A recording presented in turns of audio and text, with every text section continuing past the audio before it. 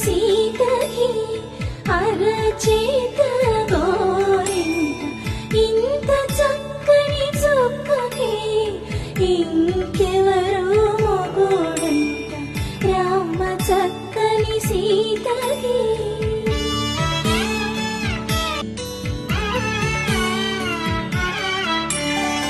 రామ చక్కని సీతకి అరచేత గోరింట ఇంత చక్కని చుక్కకి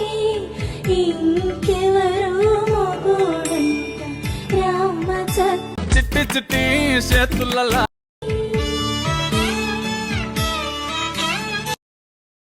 ఎర్ర మైదాకు నై ఉంటాను